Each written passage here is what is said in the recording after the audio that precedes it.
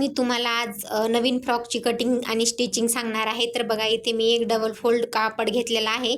आता तेच कपडा मी काय केलेला आहे, अजून एक फोल्ड केलेला आहे, म्हणजे 4 फोल्ड इथे झालेले आहेत. म्हणजे आपला पाठीमागचा आणि समोरचा भाग दोन्ही इथे एकाच वेळेला तयार होईल याच्यासाठी.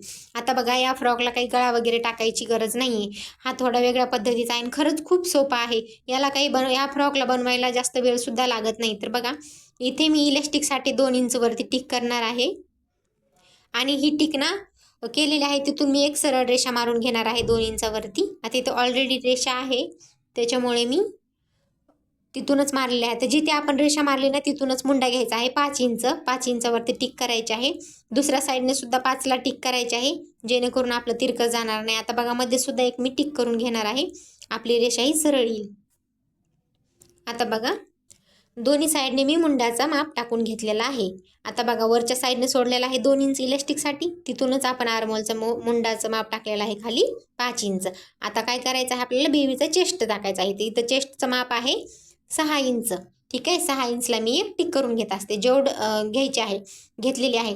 तर बघा जेवढं बेबीचं चेस्ट येईल ना तेवढं इथं टाकायचं आहे. जास्त काही शिलाई मार्जिन ॲड करायची इथे गरज नाही. 6 असेल ते एखादा इंच तुम्ही इथे घेऊ एक्स्ट्रा घ्यायचं आहे, जास्त काही टाकायची गरज नाही, 1 किंवा 2 इंच. तर बघा तर इथूनच मी आता काय करणार आहे, जिथं आपल्या इलास्टिकची जी शिलाई मार्जिन सोडलेली आहे ना त्याच्या खालून उंची टाकलेली आहे मी, तिथूनच टेप पकडायचा आहे आणि खालच्या साईडला उंची टाकायची आहे. जेवढी आपली उंची असेल तेवढी. तर इथे मी 20 ते 21 इंच साधारणपणे घेतलेली आहे आणि एक्स्ट्राचा जो भाग आहे उंचीच्या खालचा तो मी कट करून घेणार आहे. तर बघा अशा प्रकारे काहीतरी तयार झालेला आहे. खूप सोपी पद्धत आहे आणि या फ्रॉकला बनवायला वेळसुद्धा जास्त लागत नाही.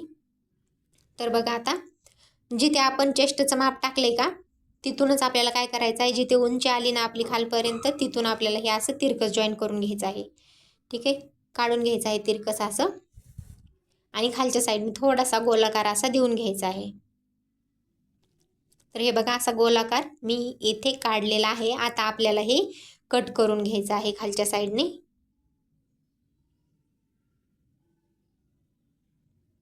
तर बघा कट करताना कुठपर्यंत, जिथे आपण चेस्ट टाकलेला आहे ना तिथपर्यंतच आपल्याला हे कट करायचं आहे. वरच्या साईडने कुठेही कट करायचं नाही. ठीक आहे, आता इथपर्यंत केलं. आता ही जी आडवी लाईन दिसते ना तिथून एक आपल्याला कट द्यायचा आहे. बघा आता ठीक आहे, तिथून आपल्याला कट करायचं आहे. ठीक आहे, कट केलेला आहे. हा स्टिचिंग करायला काहीच वेळ लागत नाही, याला फक्त कटिंगचं समजायला पाहिजे. आता इथे जॉईंट दिलेलं आहे ते मी कट करून घेते. तर बघा आता मी साधारणपणे अर्धा ते 1 इंचावरती दोन्ही साईडला काय करणार आहे, सरळ कट मारून घेणार आहे सरळ दोन्ही साईडने. तर ह्या साईडने आपल्या फ्रॉकच्या बाह्या तयार होणार आहेत. बघा तर इथे साधारणपणे अर्धा ते 1 इंचवरती असं आपल्याला कट मारायचा आहे कात्रीने. बघा बघू शकता अशा प्रकारे मारायचं आहे. आता बघा असं काहीतरी लुक झालेला आहे आपला. तर काय करायचं आहे, आता हे उलटं करून घ्यायचं आहे, एकावरती एक ठेवायचं आहे. जसं आपण ब्लाऊज स्टिच करताना करतो ना, शोल्डर एकावरती ठेवून तसंच हे ठेवायचं आहे. फक्त काय करायचं आहे, हे साईडने आता दोन्ही साईडने आपल्याला काय करायचं आहे, जॉईन करून घ्यायचं आहे. बघा 2 टिपा देऊन घेणार आहे मी. दुसऱ्या साईडने सेम आपल्याला तशाच प्रकारे इथे टिप मारून घ्यायची. ठीक आहे, एवढं झालं. आता काय करायचं आहे, आपल्याला हेच थोडंसं ओपन करायचं आहे.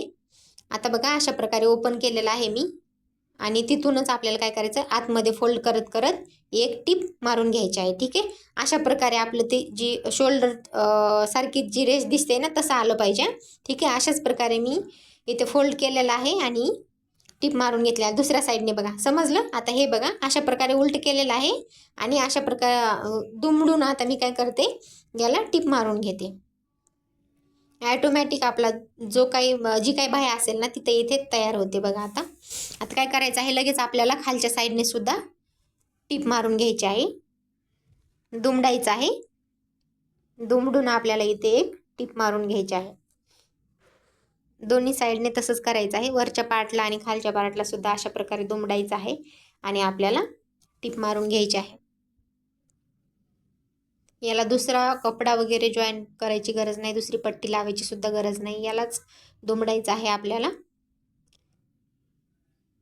तर बघा अशा प्रकारे काहीतरी आपलं हा फ्रॉक तयार झालेला आहे. तर बघा आता काय करायचं, जे आपलं कट मारलेलं होतं ना तिथून आपल्याला खालपर्यंत असं परत एकदा एक एक शिलाई मारून घ्यायची आहे बघा. इथून खालपर्यंत शिलाई मारून घ्यायची आहे. ठीक आहे. आपण जे फोल्ड करत करत वरच्या साईडने टिप मारली होती ना, तिथून आता आपल्याला खालच्या साईडला एक एक शिलाई मारून घ्यायची आहे, 2-2. तर बघा अशा प्रकारे दोन्ही साईडने मी शिलाई मारून घेणार आहे. खूप सोप्या पद्धतीचा फ्रॉक आहे, तुम्ही नक्की ट्राय करू शकता आणि दिसायलाही खूप सुंदर दिसतो. आणि स्टिचिंग करायला सुद्धा काहीच वेळ लागत नाही आहे, फक्त कटिंग यायला हवी. कटिंगसुद्धा एवढी काही अवघड नाही आहे याची, फक्त इलॅस्टिकचं माप सोडायचं आहे, आर्महोलचं माप टाकायचं आहे आणि फक्त जे बाहीचं वगैरे दुमडायचं ते फक्त तेवढंच लक्षात ठेवायचं आहे. तर बघा इथपर्यंत मी टिपा मारून घेतलेल्या आहेत.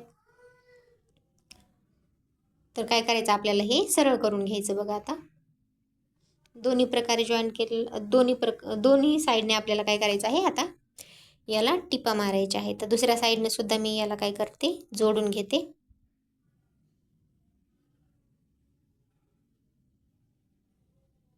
आता इथे बघा एक्स्ट्राचं 6 इंच मी चेस्ट घेतली होती ना, तर याच्यामध्ये मी शिलाई मार्जिन थोडीशी ॲड केलेली आहे. साधारणपणे 6.5 घेतलेलं होतं, अर्धा इंच तर शिलाईमध्येच गेलेलं आहे.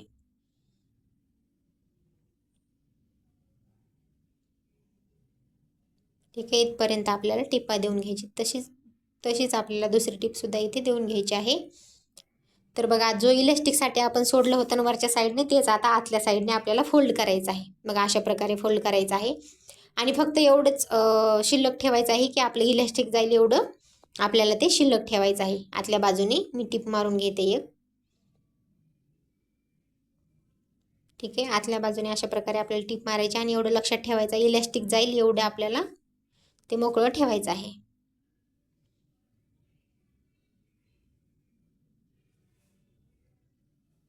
तर बघा इथे मी आता इलॅस्टिक टाकून घेणार आहे. साधारणपणे इलॅस्टिकची उंची ही 18 इंच मी इथे घेतलेली आहे 2 वर्षाच्या बेबीसाठी. आता हे आपल्याला जॉईन करून घ्यायचं इलॅस्टिक.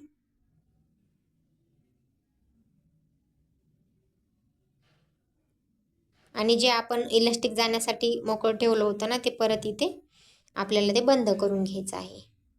एक टिप मारून घ्यायची आहे त्याच्यावरती.